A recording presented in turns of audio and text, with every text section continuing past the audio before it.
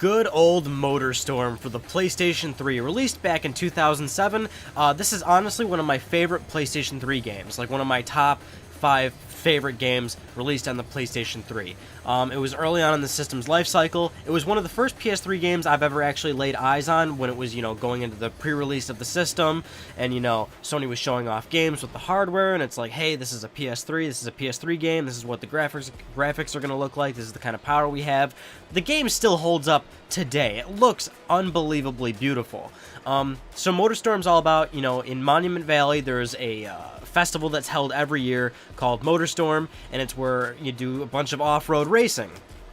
And it's not just confined to one set of vehicles, like of a vehicle class. The whole point of the game is that you can jump into a race, and sometimes they'll let you pick any kind of vehicle like right now, or sometimes they'll choose you to, they'll make you use one vehicle for a specific course. But the whole point is, you've got rally cars, you've got bikes, you've got ATVs, big rig vehicles, mud plugger vehicles, which mud pluggers are well versed in, traversing the mud, and you've got racing trucks.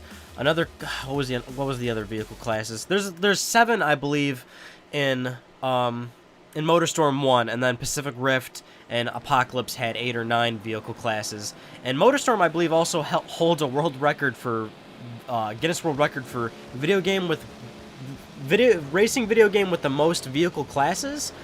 I'm pretty sure that's a thing, but that's off the top of my head of how I remember it. I don't know if they still hold the record or anything. But here I am racing on, forgot the name of this track.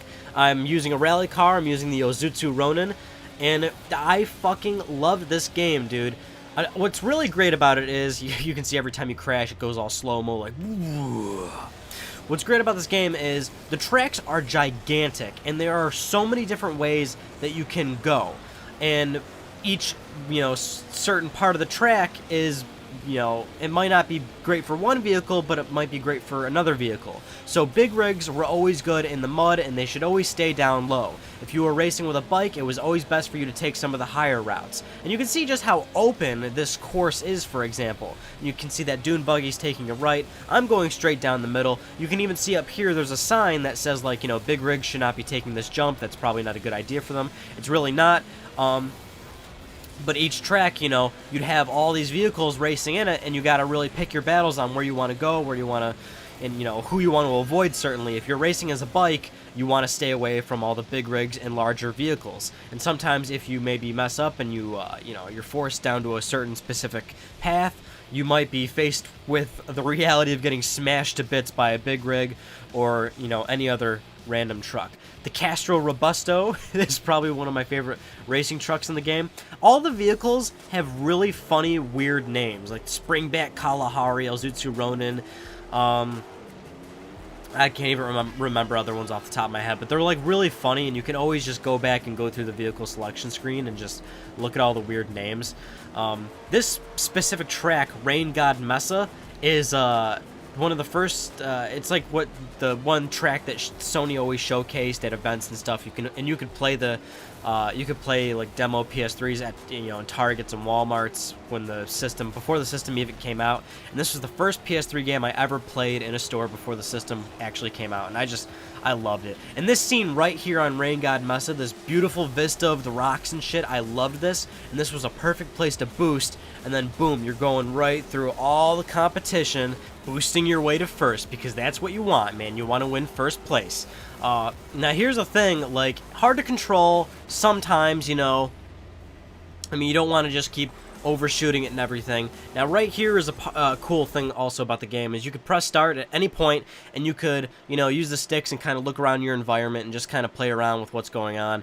I really appreciated that aspect of the game. Of course, one thing that you've been watching this whole time is that you could boost your vehicle. You get like a little boost meter, and if you overdo it, if you overshoot your boost, your engine's going to explode, and then boom, you are just all over the place.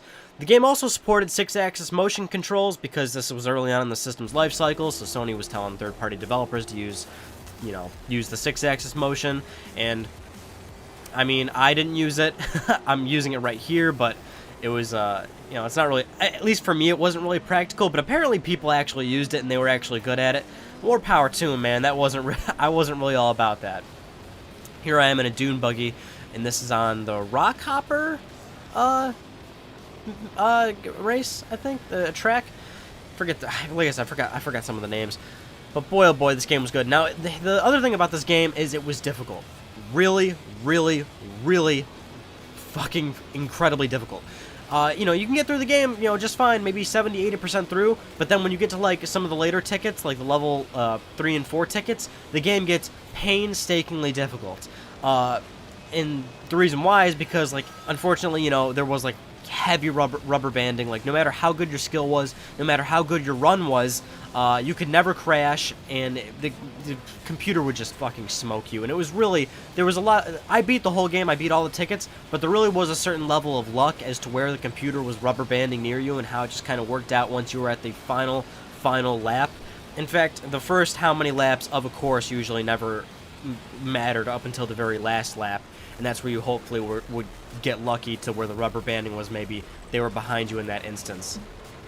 But not just that, the computer was very aggressive. Right here, you're going to see I'm playing a later ticket, and they'll do that shit to you all the time, dude. The computer will slam you into the walls, knock you over. Bikes will come up and punch you right off. It was crazy. Now you can see right here, I'm about to bully the shit out of this bike because I'm in a big rig and he chose the wrong path. So bam. Even though that was more so at the expense of me, because now I'm in like 10th place. But I did like doing the big rigs because you were basically a big bully and all the smaller cars had to look out for you. And I blew my engine right there. And you can, again, pause it, look around, get a look at everything. Here I am on a bike. I'm trying to punch somebody because you could do that, and that was, you know, definitely one of the most satisfying things you could ever do in a video game. But then I smashed, and my body's flailing all over the place. And I think I got some footage up here where, yeah, I'm gonna hit somebody and it feels good. Not really easy. It was kind of hard to use. Game also had online, but servers are off. Also had time trials. Great game. I loved everything about it. And it was one of those early games of the PS3's life cycle. It didn't have a whole lot of games going on, so more than likely this is one of the games you played. And Sony packed in this game with a lot of 80 gigabyte PlayStation 3s. So chances are, if you owned a PlayStation 3 early on, you did play this game. And hopefully you liked it, because I loved the crap out of it. Hope you all enjoyed this video of remembering. Hope you looked back on MotorStorm, enjoyed it. I'll see you all in my next video. Take care, everyone.